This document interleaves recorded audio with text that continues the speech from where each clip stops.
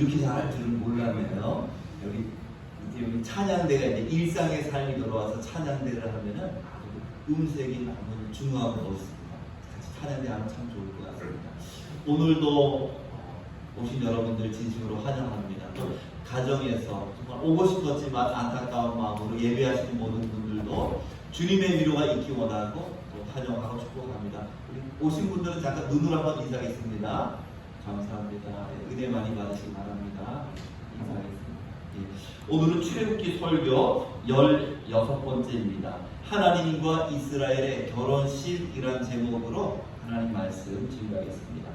최근에 코로나로 인해서 좀 가장 곤란한 사람들이 결혼을 앞둔 예비 신랑 신부가 아닌가 생각이 됩니다. 정부에서는 50명 이상 하객은 모실 수 없다 이렇게 말합니다. 그러니까 결혼식을 미루기도 뭐하고, 사실 결혼식이라는 것은 많은 사람의 축복 가운데 하는 것이 참 기쁜 결혼식인데 50명이면 누구를 초대하고 누구를 초대하지 말아야 될지도 걱정이 될 것이고, 보통 결혼식을 하게 되면 그 뷔페 식당에 한 200명 이상, 300명 이상 예약을 미리 하거든요. 근데 그 돈은 다 지불해 놓고 오시는 분은 50명밖에 안 되니까 그 돈은 그냥 헛돈이 나오게 되니까 아마 고민이 클 거라고 생각됩니다. 정부에서는 웨딩 업계에 그 돈을 다 받지 말라 이렇게 얘기했는데, 웨딩 업계도 요즘 너무 어려운데라 협조할지는 잘 모르겠습니다. 어쨌든 오늘은 하나님과 우리와의 관계를 결혼이라는 관점으로 한번 말씀을 증거하려고 합니다. 하나님과 우리와의 관계를 여러 가지로 비교합니다. 그러니까 아버지와 아들, 부모와 자식으로 비유하기도 하고요. 또 주인과 종의 관계, 또는 왕과 백성의 관계로 비유하기도 하고, 때로는 양과 목자의 관계로 비유하기도 합니다. 여러 가지 비유가 있습니다. 그 중에 하나가 또 무엇인가 하면은 부부 관계로 비유하기도 합니다. 호세아 2장 3절에 보니까 어떤 표현이 있는가 하면은 이스라엘을 벌거벗기시겠다. 여러분, 벌거벗은 게 어떻습니까? 부끄러운 거죠. 그래서 벌거벗긴다라는 표현은 이혼이라는 그런 어떤 의미입니다. 이스라엘을 벌거벗긴다는 것은 이혼하겠다는 의미이고, 결혼하겠다는 또 표현은 뭐냐? 옷을 덮는다라는 게 결혼한다는 표현입니다.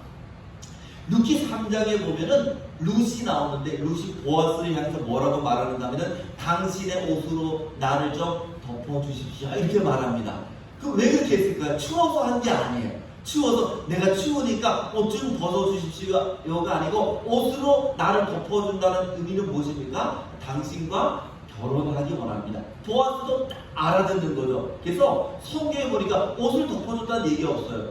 그러면서 하는 얘기가 뭐냐면은 내가 너와 결혼하고 싶은데 나보다 더 앞선 친척이 있으니까 다 물어보고 난 다음에 내가 너와 결혼하겠다 이렇게 말합니다. 그러니까 이스라엘에서는 옷을 덮는다, 옷을 벗긴다라는 것이 어떤 의미인지 잘 알고 있습니다.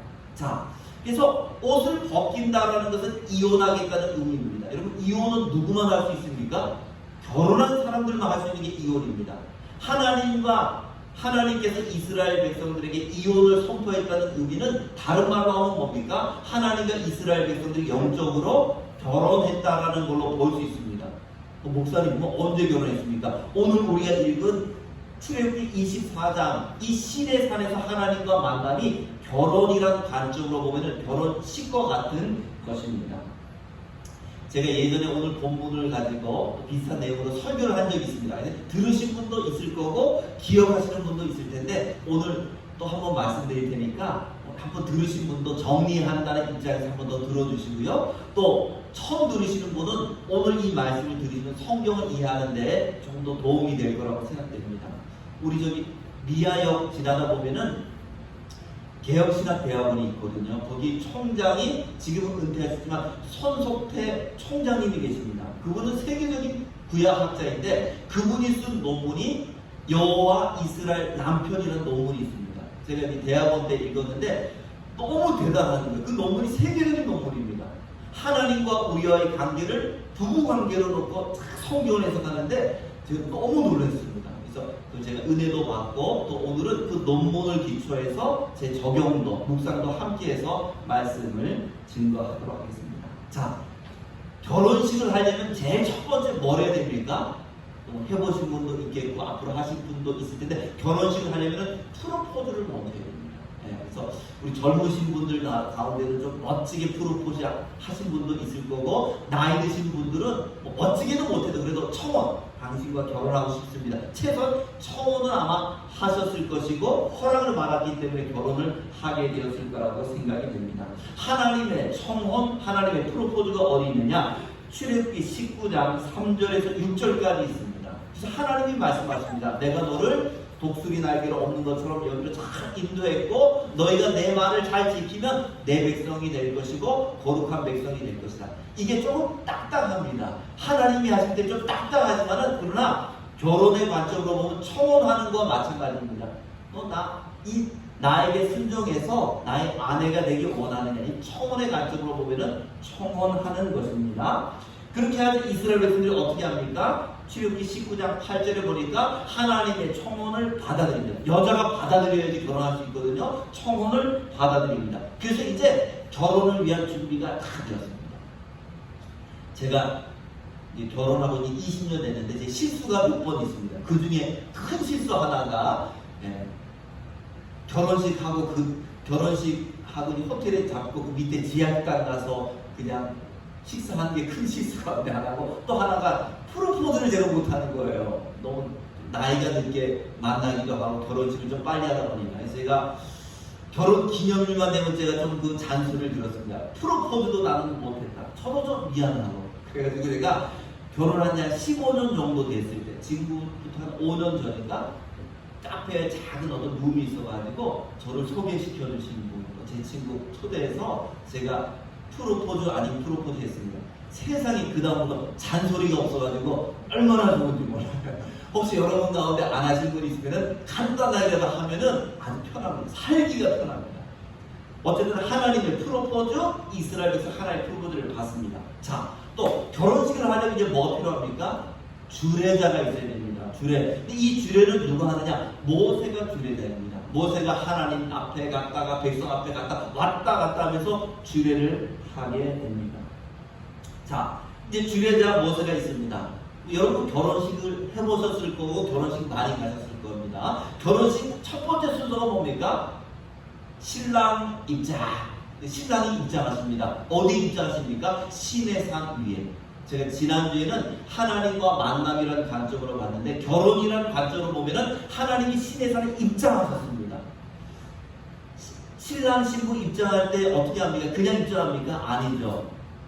딴딴딴딴 반주 나오는 것처럼 천사들이 나팔을 쫙 붑니다. 마치 신랑 신부 입장할 때 연주하는 것처럼 하나님이 시내산에 먼저 입장하십니다. 순서가 중요한 거예요. 어떤 결혼식이든 여자 먼저 입장하는 게 없습니다. 항상 누가 먼저 입장합니까? 하나님이 먼저. 그래서 시내산에도 하나님이 먼저 강림하십니다. 자, 그런 다음에 이스라엘 백성들은 3일 뒤에 옷을 빨고 마음을 정결하게 한 다음에 그 다음에 시내산 위에 오르지 못합니다. 어디까지 갑니까? 시내산 앞까지만 갑니다. 다 모두 자기의 장막에서 나와서 시내산 앞에 이게 줄을 모세가 경계를 만들었는데, 그 경계 앞까지 일종의 신부 입장이 됩니다. 신부가 이제 딱 입장하게 됩니다. 자, 이제 신랑 신부가 입장했습니다. 그 다음에 순서는 뭡니까? 주례자가 주례를 하는 게 그 다음에 이제 순서입니다. 모세도 주례를 합니다. 요즘은 결혼식장에서 저도 이제 주례를 해봤는데, 주례를 좀 빨리 해야 됩니다. 1시간 그 안에 사진 찍고 뭐 노래도 하고 다 하려면 시간을 빨리 해야 됩니다. 그래서 저도 그 주례식 때 주례식 설교를 한 10분에서 15분 사이에 한 걸로 기억합니다. 그냥 짧게 하는 거죠. 근데 모세는 좀 길게 한 것 같습니다. 오늘 말씀 3절 말씀 보니까 모세가 와서 여호와의 모든 말씀과 그의 모든 율례를 백성에게 전하매. 모세는요 모든 말씀과 모든 율례를 전했다.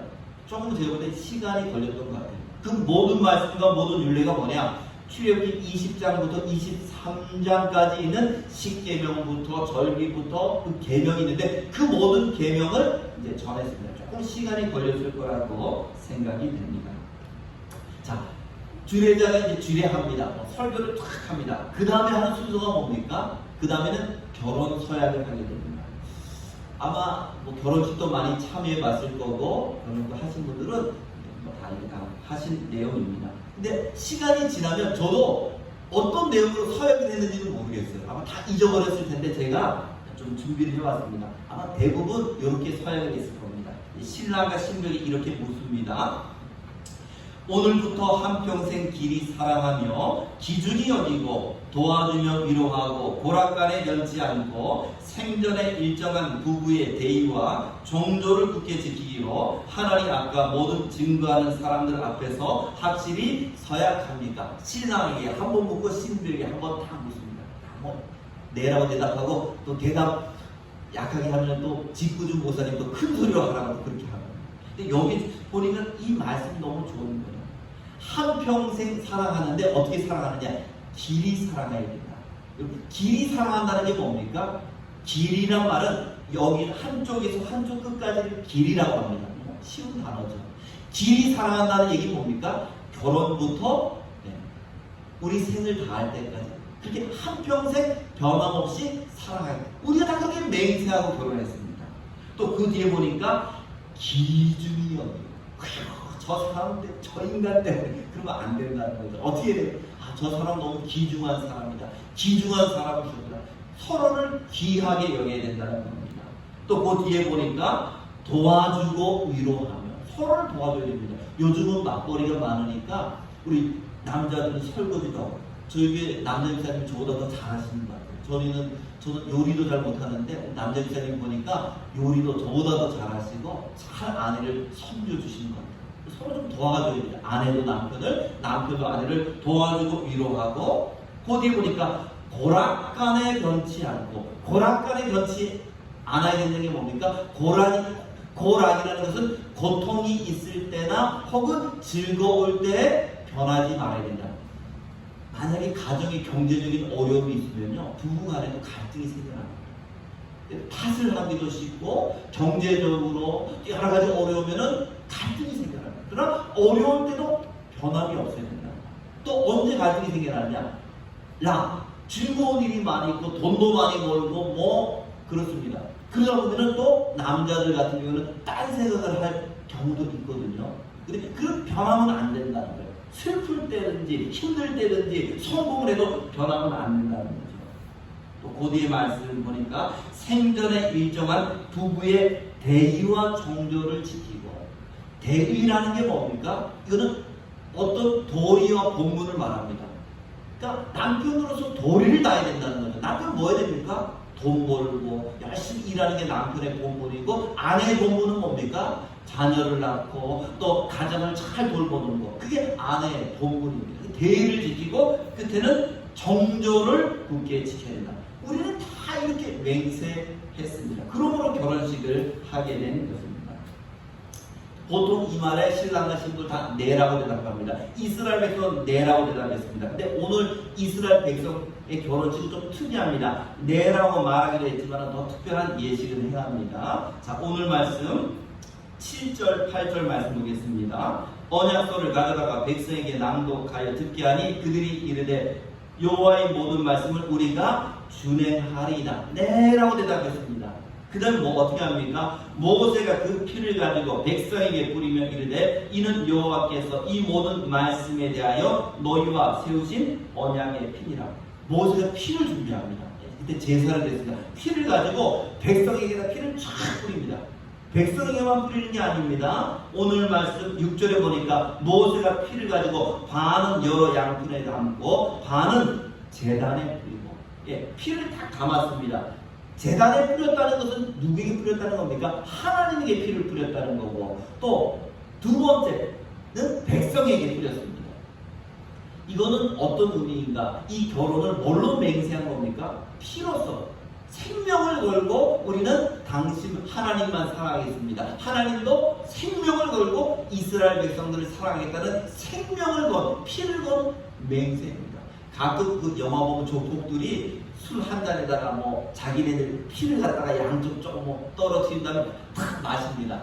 그게 어떤 의미입니까? 우리는 패로서 뭐 피로써 의형제를 맺었다. 뭐 그런 의미라고 볼 수 있는 것처럼 피를 뿌렸다는 것은 서로 목숨을 걸고 하나님만 사랑하겠다. 하나님은 백성들을 지키고 사랑하겠다라는 그런 의미입니다. 결혼식 치고는 좀 살벌하다고 해야 될까? 결혼식 치고는 굉장히 아주 그냥 의미 있게 이렇게 하는 것을 볼 수 있습니다. 옛날 결혼식에는 없는데 현대 유대인의 결혼식 보면은 이렇게 이제 결혼서를 한 다음에 한 가지 더 순서가 있습니다. 옛날에는 아마 없었을 거예요. 제가 어떤 다큐멘터리를 보니까 특이한 장면이 있는데 결혼식을 다 서예까지 했습니다. 끝났습니다. 그런데 여자와 그 남자, 신랑 신부 앞에 수건을 올려두고 유리잔을 하나씩 올려둡니다. 투명한 유리잔. 그것을 여자도 발로 탁 깨고 남자도 깨입니다. 그래서 제가 찾아봤어요. 아니 왜 결혼식에 유리잔을 깨는가? 그 의미는 두 가지랍니다. 첫 번째는 유리잔이 탁 깨진 것을 되돌릴 수는 없죠. 그런 것처럼 결혼이라는 것을 누를 수는 없다는 거예요.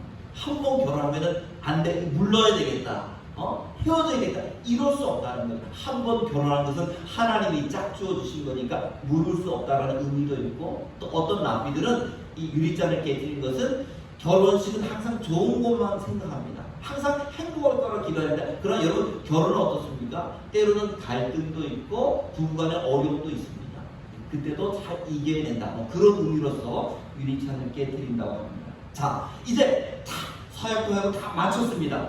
여러분, 그 다음에 결혼식 가면 뭐 합니까? 피로의 날이에요. 피로의. 그래서 저도 이제 노예 안에서 또 여러 이제 결혼식 초대받으면은 장소도 딱 검색하고, 그 다음에 뭐 검색합니까? 거기 식사는 잘 나옵니다. 저는 이 뷔페를 좋아합니다. 그래서 거기 음식은 어떤가 다 검색하는데, 하나님과 이스라엘 백성의 결혼식도 필요연이 있습니다. 어디 있느냐? 자, 9절부터 11절까지 있습니다. 9절 말씀 제가 읽겠습니다. 모세와 아론과 나답과 아비와 이스라엘 장로 70인이 올라가서, 백성들은 하나님이 정하신 경계선을 올라갈 수 없습니다. 근데 누구 올라갑니까? 이스라엘 장로 70인. 장로 70인이란 말은 이스라엘을 대표하는 사람입니다. 그들이 이제 대신 산 위로 올라갑니다. 쫙 올라갑니다. 그래서 거기서 뭐 하느냐? 11절 말씀 보니까 하나님이 이스라엘 자손들의 존귀한 자들에게 손을 대지 아니하셨고 그들은 하나님을 뵙고 먹고 마셨더라. 하나님을 뵙고 뭐 했습니까? 먹고 마셨다. 우리 필요할 때 뭐 합니까? 맛있는 거 먹고 마시는 것처럼 이스라엘 장로 70인들이 일종의 피로연을 했다고 여러분 그렇게 이해하시면 됩니다.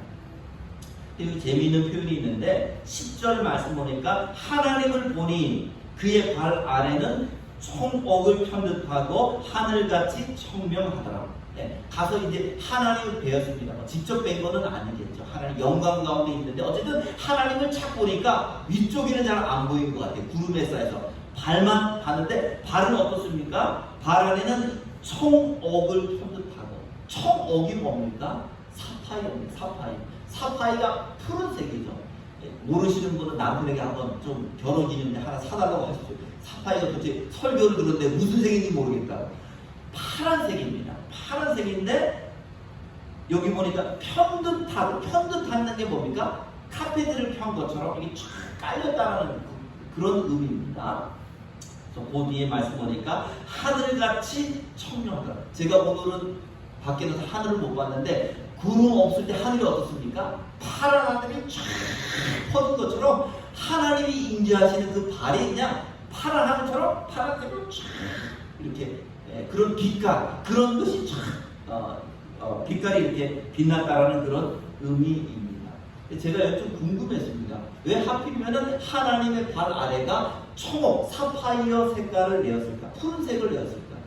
주석을 봐도 없고 의미를 알 수 없어요. 근데 제가 어떤 자료를 봤는데 이분은 성경에 나온 도성만을 연구하는 분인데 글을 썼어요. 근데 거기서 이분이 뭐라고, 제가 본 자료 가운데 어떤 내용이냐면은 아가서 5장 14절은 이제 솔로몬이 술람미 여인에게 사랑을 고백합니다. 그래서 술람미 여인에게 뭐라고 말하는가 하면은 술람미 여인 향해서 청옥을 입은 거와 이렇게 말합니다. 그게 어떤 의미입니까? 너무 사랑스럽고 아름답다는 표현을 이 솔로몬이 청옥을 입은 것 같다. 이 청옥이 여기 나온 청옥과 똑같습니다. 그래서 제가 생각할 때는 하나님이 발 아래를 청옥으로 쫙 펼친 것은 이스라엘 백성들을 볼 때 하나님의 마음이 그렇게 아름답고 그렇게 사랑스러운 마음이 아니었을까. 사람은 색깔로도 말할 수 있거든요. 장례식 가면 무슨 색깔이 있습니까?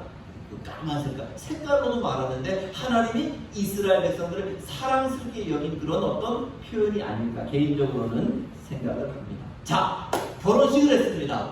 필요까지 딱 맞췄습니다. 그 다음에 뭐 합니까? 그 다음에는 이제 신랑과 신부가 동거하게 됩니다. 같이 살게 되는 거예요. 그대로 동거하면 안 됩니다. 요즘에는 살아보고 결혼하자. 동거라는 어떤 그 문화가 젊은이들 가운데 유행합니다. 살아보고 괜찮은 사람인지 한번 1, 2년 살아보고 결혼하자.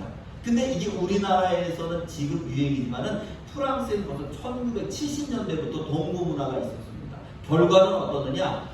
살아보고 결혼까지 이른 사람은 20%밖에 안 되고요. 그렇게 결혼한 사람들의 이혼율은 50%까지 올라갑니다. 사랑으로 사는 거예요. 사랑으로 사는 거죠. 살아본다고 더 그것이 뭐 좋느냐? 그렇지는 않습니다. 어쨌든 성경대로 하는 게 제일 좋습니다. 결혼하고 동거하는 게 성경의 원칙인데 가장 그게 좋은 것입니다. 자, 하나님이 이스라엘 백성들과 동거합니다. 함께 지내십니다. 그것이 무엇입니까? 법궤를 만든다. 강대상이라 생각하시면 될 것 같습니다. 법궤 안에는 십계명의 두 돌판이 있고 법궤 양쪽에는 천사가 두 명이 쫙 있고 이 법궤 이 뚜껑 가운데 하나님이 임재하십니다. 이것을 1년 동안 만듭니다. 그래서 하나님이 이 법궤 위에 임재하십니다. 그것을 다른 말로 하면 이제 백성과 하나님이 함께 동거하게 되었다라고 그렇게 이해하시면 됩니다.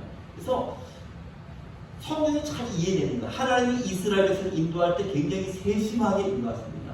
아니, 애굽에서 법궤 만들면 얼마나 편해요. 재료도 많고 기술자도 많고 광야에서 법궤 만드는 게 얼마나 어렵습니까? 또 법궤 만들면서 1년 동안 지체합니다.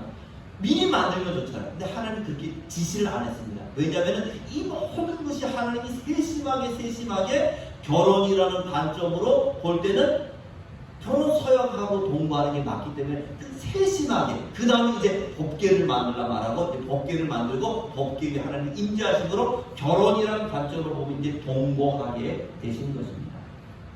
그 다음에 하나님이 뭐 하십니까? 보통 남자들은 뭐합니까? 남자들 아내를 먹여 살리죠. 하나님께서 광야에서 백성들을 어떻게 했습니까? 먹여 살렸죠.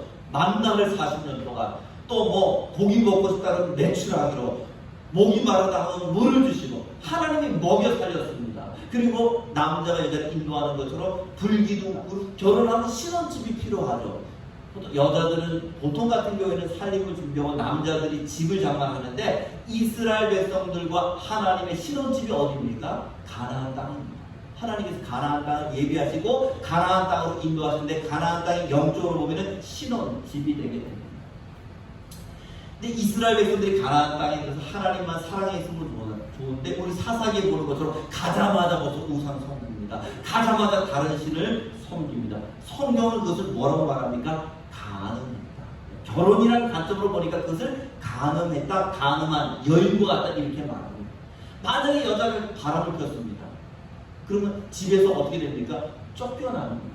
그런 것처럼 이스라엘 백성들이 722년에 아수르에 망하고 기원전 586년에 바벨론에 망해서 다 쫓겨납니다. 결혼이라는 관점으로 보면은 바람 펴서 쫓겨난 것과 같다라고 그렇게 볼 수 있습니다. 그래서 에스겔 16장 32절 말씀 보니까 그 남편 대신에 다른 남자들과 내통하여 간음하는 아내로다. 이스라엘 백성을 해서 간음한 여자와 같다. 왜? 서로 목숨을 걸고 피로써 맹세했는데 다른 신을 섬기는 것은 하나님 볼 때는 영적인 간음과 같다라고 볼 수 있습니다.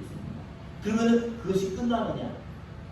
얼마 전에 부부의 세계라는 그 드라마가 굉장히 막 이슈가 됐거든요. 근데 부부의 세계라는 드라마는 이혼하는 걸로 끝냈습니다. 그러나 하나님의 결혼은 그걸로 끝나지 않습니다. 호세아서 2장 19절 20절 말씀 보니까 내가 내게 장가들어 영원히 살되 공의와 정의와 은총과 긍휼히 여김으로 내게 장가들며 진실함으로 내게 장가들이니 내가 여호와를 알리라. 하나님이 이혼을 선포한 다음에 다시 뭐라고 말합니까? 영원히 너와 결혼할 것이다. 무엇으로? 긍휼히 여기는 마음. 그래서 이스라엘 백성, 재혼하는 것처럼 이스라엘 백성을 다시 맞이합니다. 그래서 어떻게 됩니까? 포로로 끌려갔던 백성이 다 가나안 땅으로 들어오는 것은 결혼이라는 관점에 보면은 재혼, 다시 집으로 아내를 드리는 것을 볼 수 있습니다. 이스라엘 백성뿐만 아니고 우리들도 하나님의 신부입니다. 마태복음 25장에 보니까 우리는 신랑을 기다리는 슬기로운 다섯 처녀, 또 어리석은 다처녀 나오지만 신랑을 기다리는 신부와 같다 표현하고 있습니다. 요한계시록 19장에 보니까 어린 양의 혼인잔치가 있고 우리는 신부로 초대를 받았습니다. 초대받을 때 입고 가야 되는 옷이 있는데 성경 말씀 보니까 빛나고 깨끗한 세마포를 입었다.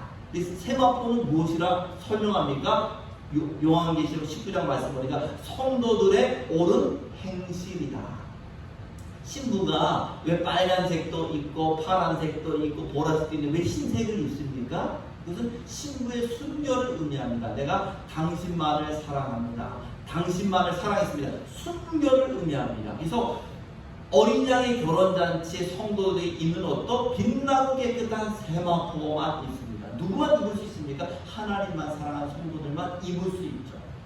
우상을 섬기고 세상의 정욕을 따라 살던 사람은 그 옷을 입지 못하고 하나님을 사랑하는 사람들만 그 빛나는 깨끗한 세마포 옷을 입을 수가 있습니다.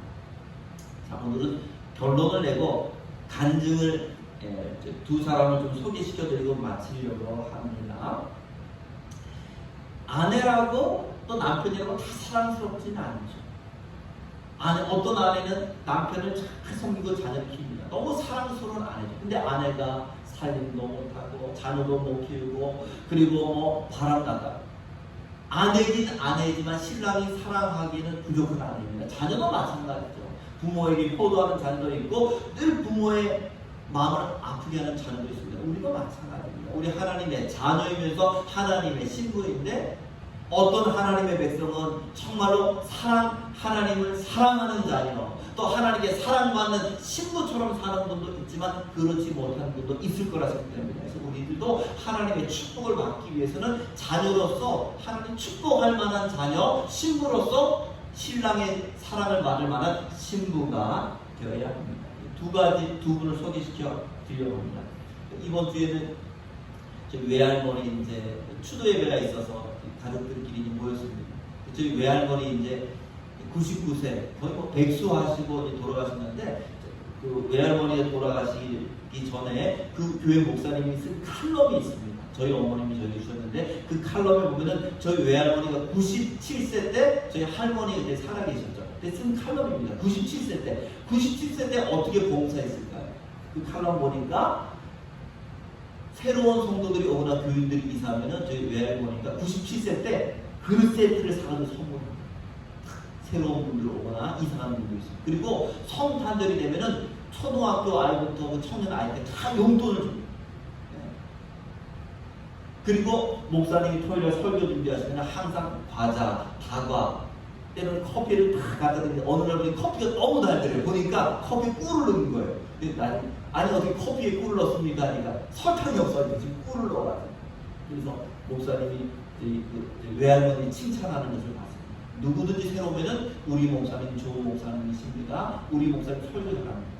세상에 좋은 목사도 나쁜 목사도 없습니다. 여러분들이 좋게 보시면 좋은 목사로 나쁘게 보면 나쁜 목사로 그러니까 늘 그렇게 칭찬합니다. 그래서 여러분들도 그렇게 목사님이 칭찬할 수 있는 또 교회에서 다른 사람을 잘 섬길 수 있는 분이 됐으면 좋겠고요. 또 한 분 소개시켜드리고 마치겠습니다. 제가 이제 좀 추도 예배할 때 좀 일찍 갔습니다. 막내 이모님이랑 이런저런 얘기하는데 저희 막내 이모님이 남현교회 아마 장로님도 아실 거예요. 이춘봉 목사님이라는 분 교회에서 이제 봉사하시는 권사님이십니다. 근데 그 이춘봉 목사님 교회 이제 건축을 크게 했는데 어떤 장로님이 100억을 헌금하신 분이 있는데 그 장로님을 저희 막내 이모님이 전도하십니다. 전도하셨습니다. 그런 얘기를 하시는 거예요. 그분은 처음에 올 때는 건축일을 조금 처음에 시작할 때는 그렇게 부자가 아니었대요. 근데 우리 이모님이 딱 보니까 저분은 복받을 만한 분이에요. 근데 처음부터 알겠대요. 그러니까 복받을 만한 거 사람 눈에도 보입니다.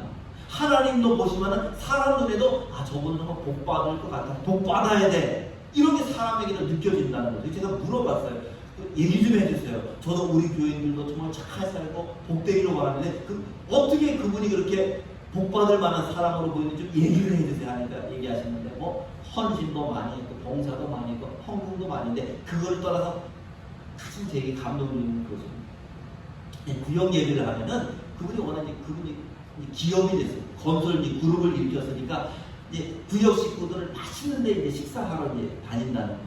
뭐 1인분에 13만 원짜리 회를 먹어봤다는데 저는 4인에 13만 원짜리까지는 먹어봤는데 1인분에 그런 거 먹어봤어요. 대접을 착 하고 그리고 오시는 분들 거마비도 드리고 그리고 놀라운 게 뭐냐면 저희 이모님이 이제 집 근처에 딱 태워드린다는 거예요.